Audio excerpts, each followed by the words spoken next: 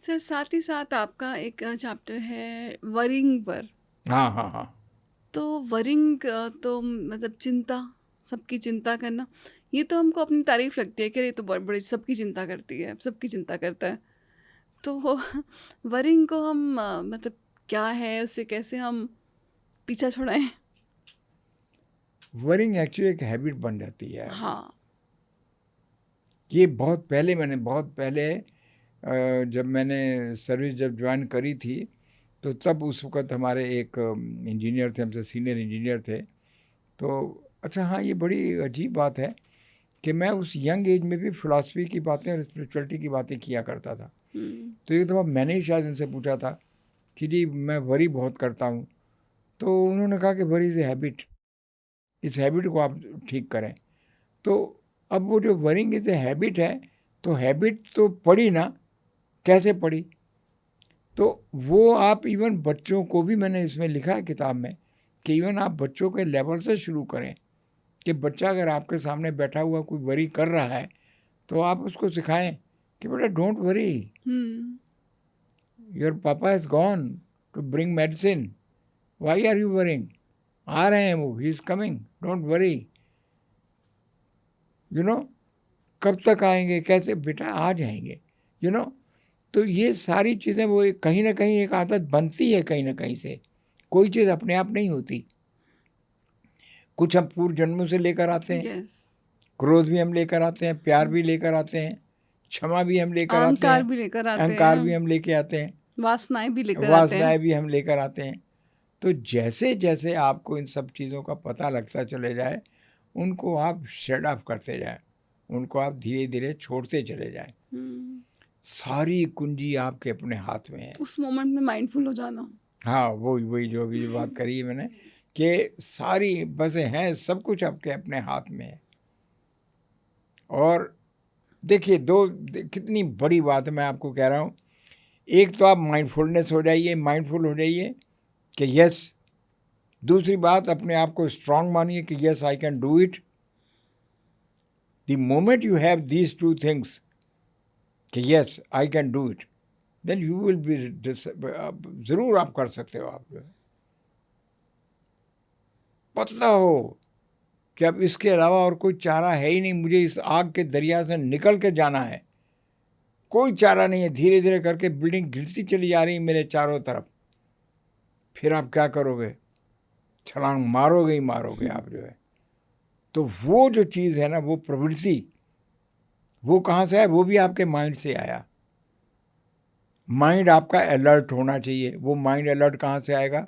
वो जो अभी हम लोग बात कर रहे थे, मेडिटेशन की जो बात कर रहे थे, तो ये मेडिटेशन अल्टीमेटली जो है, ये आदमी, हाँ मैंने ये कहा था कि मेडिटेशन के लिए ही परमात्मा ने हर इंसान भेजा को है यहाँ हम पे सबको। भेजा है। हाँ।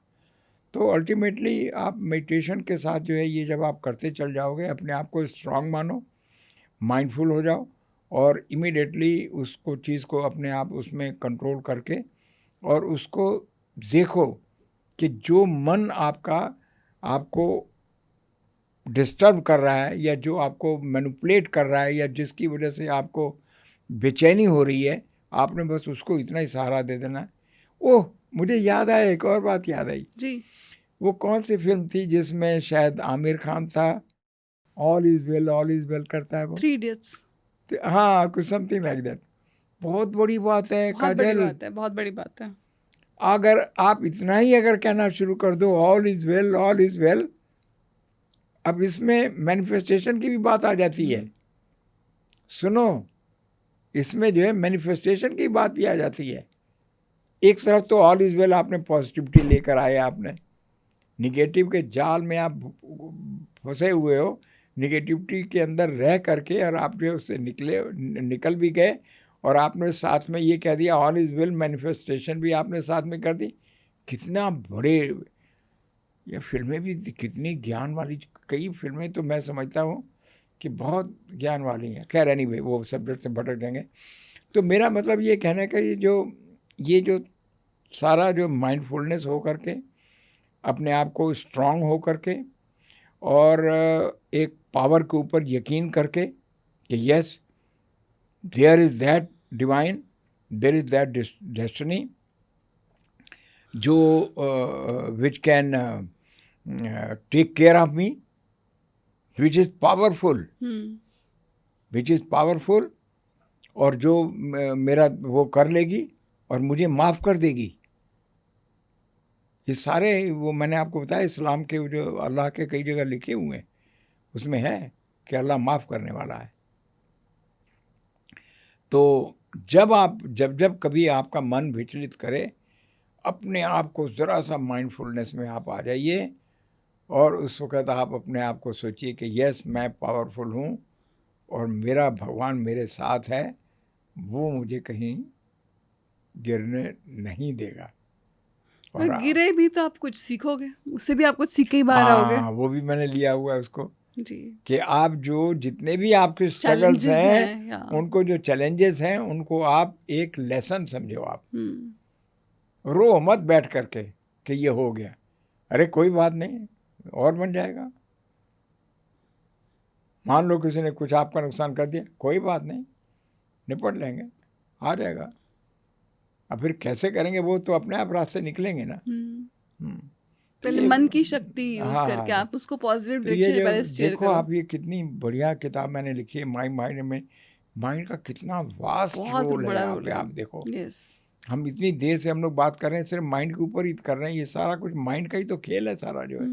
और किताब बहुत बढ़िया किताब लिखी गई है, सच कह रहा हूँ। आप अगर मैं तारीफ़ नहीं कर रहा हूँ, लेकिन किसी दिन ये किताब जो है ना, ये लोगों के बहुत काम आएगी और लोगों को, लोग सिर आंखों पे रखेंगे। हमने अब तो अपना कर्म कर दिया सर, किताब लिख के। अब बाकी ऊपर वाले के हाथ में। हाँ हाँ, वो फल का जो है हमेशा, हाँ। वो फल हम अपने हाथ में नहीं है। लेकिन ये है कि हमारी भावना क्या थी, लिखने की भावना क्या थी। मैंने जब, आपको याद होगा पहली वाली किताब के बारे में जब मैं आपसे डिस्कस कर रहा था, तो कैसे ये हुआ कि मैं जब देखता था लोगों को उलझते हुए, लड़ते हुए, आपस में परेशान होते हुए जब देखता था, तो फिर आया कि कुछ तो होगा कि ये न करें, इनको कोई तो समझाने वाला हो। लेकिन प्रॉब्लम वही आती है, समझता नहीं है कोई। आप समझेंगे सर, हाँ, जितना टाइम्स मर्जी, आर चेंजिंग। हाँ, बस बस बस, वो आएगा, ज़रूर आएगा, वो टाइम आएगा जैसे। और फिर वही वाली बात, मैं फिर ओशो वाली बात कह रहा हूँ कि मुझे मिल गया, तुम्हें भी मिल जाएगा। अगर कोई चीज़ हो मिल चुकी है, मैं देख चुका हूँ उसका स्वाद, तो तुम्हें भी स्वाद इसका अच्छा लगेगा ही लगेगा।